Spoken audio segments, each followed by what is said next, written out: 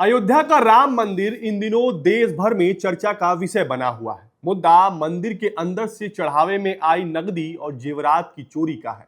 इस पूरे मामले में मंदिर के निर्माण और संपत्ति के रखरखाव के लिए जिम्मेदार राम मंदिर ट्रस्ट के शीर्ष पदाधिकारियों की भूमिका भी शक के घेरे में है। इसके अलावा चढ़ावे की गिनती के लिए लगाए गए कर्मचारियों की जांच जारी है। राज्य सरकार की तरफ से गठित एसआईटी ने इस मामले में हर एक कड़ी को जोड़ना शुरू कर दिया है। इसी बीच श्री राम जन्मभूमि मंदिर निर्माण समिति के अध्यक्ष नृपेंद्र मिश्र ने राम मंदिर में दान से जुड़े विवादों को दूर करने के लिए अब तिरुमला में स्थित तिरुपति मंदिर के मॉडल के आधार पर राम मंदिर के लिए चढ़ावे की व्यवस्था का विचार सामने रखा है। राम मंदिर निर्माण समिति के अध्यक्ष नृपेंद्र मिश्र ने मंदिर प्रबंधन में सुधार के लिए तिरुमला तिरुपति देवस्थानम मॉडल को अपनाने का सुझाव दिया है। उन्होंने तिरुपति मॉडल की तर्ज पर राम मंदिर के प्रबंधन के लिए एक स्वतंत्र कार्यकारी अधिकारी यानी सीईओ की नियुक्ति का सुझाव दिया है।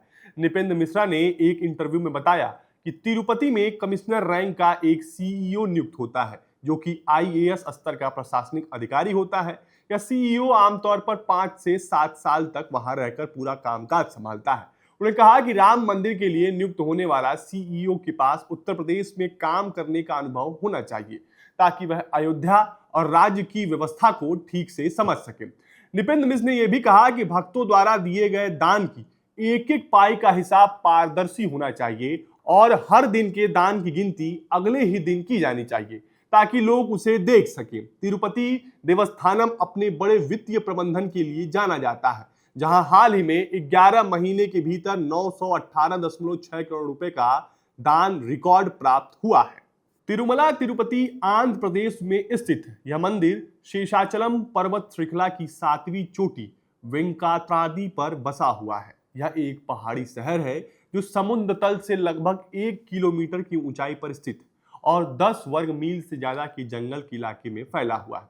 शेषाचलम की इन 7 चोटियों का नाम आदिशेष के फनों का प्रतीक माना जाता है, जिसके कारण श्रद्धालु अक्सर इसे 7 पहाड़ियों का मंदिर के नाम से भी पुकारते हैं। तिरुपति के पीठासीन देवता भगवान श्री वेंकटेश्वर भगवान विष्णु का एक रूप है, जिन्हें कलयुग के दौरान मानवता को कठिनाइयों से उबारने के लिए पृथ्वी पर अवतरित माना जाता है। इसलिए श्रद्धालु अक्सर उन्हें कलयुग प्रत्यक्षम देवम यानी इस युग का साक्षात भगवान कहते हैं। सामान्य दिनों में मुख्य मंदिर में हर दिन लगभग 70 से 80 हजार श्रद्धालु दर्शन के लिए आते हैं। त्योहारों या फिर खास अवसरों के दिन दर्शनार्थियों की यह संख्या बढ़कर 1 लाख पार कर जाती है। अगर पूरे वर्ष की बात करें तो दुनिया भर से लगभग 2.5 करोड़ श्रद्धालु भगवान वेंकटेश्वर के दर्शन के लिए तिरुपति पहुंचते हैं।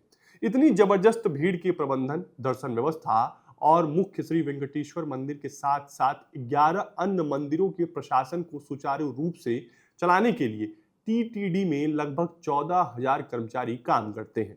कर्मचारियों का यह भारी दल और पेशेवर प्रशासनिक ढांचा ही इतने बड़े पैमाने पर प्रतिदिन आने वाले श्रद्धालुओं की भीड़ और मंदिर की व्यवस्थाओं को सुव्यवस्थित बनाए रखने में अहम भूमिका निभाता है। मंदिर के प्रशासनिक ढांचों को 2 स्तर में बांटा गया है। पहला, राज्य सरकार की ओर से नियुक्त इस बोर्ड के राजनीतिक, न्यायिक, धार्मिक और व्यवसायिक क्षेत्र के सदस्य होते हैं, जो मंदिर की व्यापक नीतियां तय करते हैं।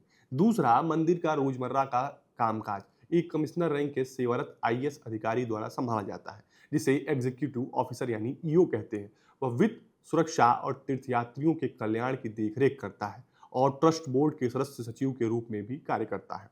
इस तरह यह प्रणाली नीतियां बनाने वाले बोर्ड और उन्हें लागू करने वाले पेशेवर प्रशासक सीईओ और ईओ के बीच शक्तियों और जिम्मेदारियों का स्पष्ट बंटवारा सुनिश्चित करती है। तिरुपति दान व्यवस्था की सबसे बड़ी खासियत इसकी जबरदस्त पारदर्शिता है। मंदिर में आने वाले दान की पाई पाई का हिसाब रखा जाता है और हर दिन प्राप्त होने वाले दान की गिनती अगले ही दिन की जाती है। इस हिसाब को पूरी तरह से पारदर्शी बनाए रखने के लिए जनता के सामने प्रदर्शित किया जाता है। लेकिन यहाँ एक सवाल ये है कि क्या यह मॉडल पूरी तरह कारगर साबित होगी? तो आइए इसको भी समझते हैं। तिरुपति मंदिर की प्रशासनिक व्यवस्था बेहतरीन होने के बावजूद पूरी तरह से अचूक नहीं कही जाती। दरअसल कागजों पर एक कार्यकारी अधिकारी यानी ईओ का कार्यकाल 5 से 7 साल का होता है, लेकिन अक्सर अधिकारियों का कार्यकाल निश्चित नियमों के बजाय राज्य की राजनीतिक स्थितियों पर निर्भर हो जाता है।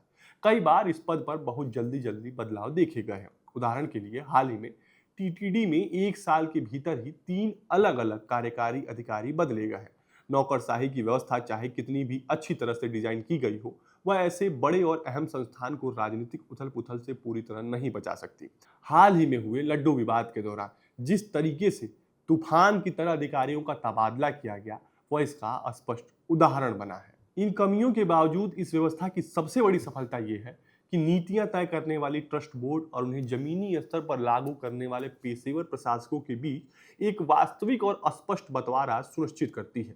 इस व्यवस्था में रोजमर्रा के प्रशासन और जवाबदेही के लिए एक अधिकारी मौजूद रहता है और विशेषज्ञों का मानना है कि राम मंदिर ट्रस्ट के वर्तमान ढांचे में इसी स्पष्ट बंटवारे की कमी है। फिलहाल के लिए इतना ही। और भी ऐसे वीडियो के लिए देखते रहें बजरबट्टू दुनिया। धन्यवाद।